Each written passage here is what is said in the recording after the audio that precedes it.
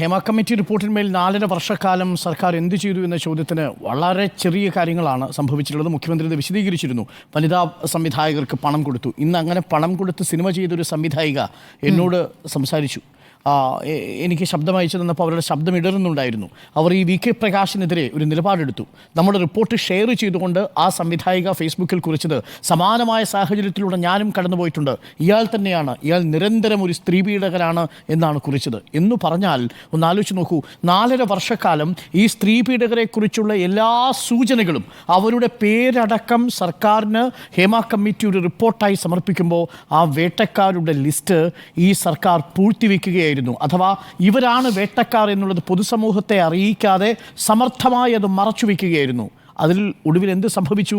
ഇപ്പോൾ നിങ്ങൾ നടന്നു പോകുന്ന വഴിയിൽ ഒരു ആനയുണ്ട്, നിങ്ങൾ നടന്നു പോകുന്ന വഴിയിൽ ഒരു കടുവയുണ്ട് എന്ന് നിങ്ങളോട് പറയാൻ ഉത്തരവാദിത്വപ്പെട്ടവർ കടുവയും ആനയും ഒക്കെ വഴിയിൽ നിൽക്കുന്നുണ്ട്. ഇവരൊന്നും മറ്റേതെങ്കിലും തരത്തിൽ ഇവരുടെ വർഗത്തിൽപ്പെട്ട ജീവികളെ ലൈംഗികമായിട്ട് അതിക്രമിച്ച് കൊലപ്പെടുത്തുകയോ ഏതെങ്കിലും സ്ഥാനത്തിന് വേണ്ടിയിട്ട് ചൂഷണം ചെയ്യുന്ന ജീവികളല്ല. അത് മനുഷ്യവർഗത്തിൽ മാത്രം സാധ്യമായ ഒന്നാണ്. അത് സിനിമയിൽ മാത്രമുള്ളതാണെന്ന് ഞാൻ വിശ്വസിക്കുന്നതുമില്ല. പക്ഷേ സിനിമയിലെ പ്രത്യേകത, സിനിമയിലെ എൻട്രി മുതൽ നിലനിൽപ്പടക്കം, സിനിമയിലെ വിസിബിലിറ്റി അടക്കം നിശ്ചയിക്കപ്പെടുന്നത് നോർമലൈസ് ചെയ്യപ്പെട്ട ഈ ലൈംഗിക ചൂഷണമാണ് എന്നതാണ് സിനിമയെ മറ്റു മേഖലകളിൽ നിന്ന് വ്യത്യസ്തമാക്കുന്നത്. ഡിഗ്നിറ്റിയോടുകൂടി പണിയെടുത്ത് തിരിച്ചു വരാൻ കഴിയാത്തൊരു സാഹചര്യം ഉണ്ടാകുന്നു.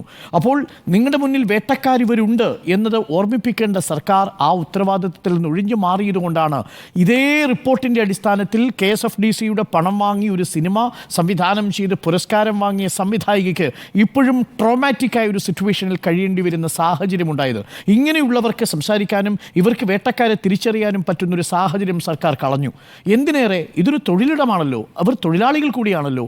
ആ തൊഴിലാളികൾക്ക്, അവരുടെ വനിതാ തൊഴിലാളികൾക്ക് മിനിമം ശുചിമുറി ഉറപ്പാക്കുന്ന കാര്യത്തിലെങ്കിലും സർക്കാർ ഒരു ചെറുവിരൽ അനക്കിയിട്ടില്ല എന്നുള്ളതാണ്. ജില്ലാ ജഡ്ജിയുടെ അധികാരമുള്ള ഒരു ട്രിബ്യൂണലിനെ ഈ സിനിമയുമായി ബന്ധപ്പെട്ട കേസുകൾ പരിശോധിക്കാൻ വേണം എന്ന് പറഞ്ഞു. അങ്ങനെ ഒരു നീക്കവും ഉണ്ടായില്ല എന്നുള്ളതാണ്. ഇതൊക്കെയാണ് യഥാർത്ഥത്തിൽ സർക്കാരിനെ പ്രതിക്കൂട്ടി നിർത്തുന്ന പ്രധാനപ്പെട്ട ഘടകം. ബാക്കിയുള്ള കാര്യങ്ങൾ നേരത്തെ സൂചിപ്പിച്ചതുപോലെ AMMI എന്ന സംഘടനയുടെ തലപ്പത്തിരിക്കുന്നവർ വേട്ടക്കാരുടെ നായകന്മാരാണ് എന്ന തിരിച്ചറിവാണ് നമ്മളെ കൂടുതൽ ഞെട്ടിക്കുന്നത്. ആ 506 അംഗങ്ങളുള്ള ഒരു സംഘടന ഒരു വലിയ മാഫിയ സംഘമായി പ്രവർത്തിച്ചുവെന്നും അതിനുള്ളിൽ ശബ്ദം നഷ്ടപ്പെട്ടു പോയ ചിലർ മറ്റുള്ളവരെ അനുകരിക്കുക മാത്രമാണ് ചെയ്തതെന്നുമാണ്. ലോകത്തൊരിടത്തും ഇങ്ങനെയൊരു സംഘടന കുറ്റാരോപിതനെയും പരാതി നൽകിയ സ്ത്രീയെയും ഇവർ രണ്ടുപേരും എൻ്റെ മക്കളാണ് എന്ന് പറഞ്ഞ് ചേർത്ത് പുലുകിയിട്ടില്ല.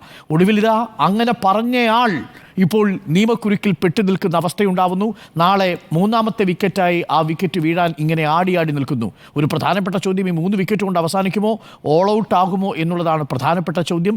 ഇതത്ര പെട്ടെന്ന് അവസാനിക്കുന്ന ഒരു ഉരുൾപൊട്ടലല്ല. ഇത് ഉരുൾപൊട്ടി തുടങ്ങിയിട്ടേയുള്ളൂ. അത് താഴേക്ക് കൂടുതൽ ചലനങ്ങളും ആഘാതവും ഏൽപ്പിച്ച് എവിടേക്കൊക്കെ ചെന്ന് കയറുമെന്ന കാര്യത്തിൽ ഇപ്പോഴും തീർച്ചയില്ല. അതാണ് എൻ്റെ നിലപാട്. അതുകൊണ്ട് അന്വേഷണം ഇങ്ങനെ മതിയോ എന്ന ചോദ്യത്തിന് വെളിപ്പെടുത്തലുകളിൽ എല്ലാ അന്വേഷണം. ആ റിപ്പോർട്ടിൻ്റെ 2ാമത്തെ അനക്സറിൽ തെളിവുകളുണ്ട്, മൊഴികളുണ്ട്. ആ മൊഴികളിൽ വേട്ടക്കാരെക്കുറിച്ചുള്ള സൂചനകളുണ്ട്. ഇനിയും അതിന്മേൽ നിങ്ങൾ അടയിരിക്കരുത്. ഒരു കാട്ടുകൊമ്പൻ ഇറങ്ങി നിൽക്കുന്നു, അവിടെ നിങ്ങളെ ചവിട്ടിമെതിക്കാൻ നിൽക്കുന്നു എന്ന് മിനിമം പറയാനുള്ള ഒരു ഉത്തരവാദിത്വം സ്റ്റേറ്റിനുണ്ട്. അത് സ്റ്റേറ്റ് നിർവഹിക്കുക തന്നെ വേണം. ഇല്ലെങ്കിൽ നിങ്ങൾ വേട്ടക്കാർക്കൊപ്പം ഓടിയവരാണെന്നും പക്ഷം മാറിയവരാണെന്നുമുള്ള ഒരു പഴി നിങ്ങൾക്ക് കേൾക്കേണ്ടി വരുമെന്നാണ് എൻ്റെ പക്ഷം. അന്വേഷണം ഇങ്ങനെ പോരാ.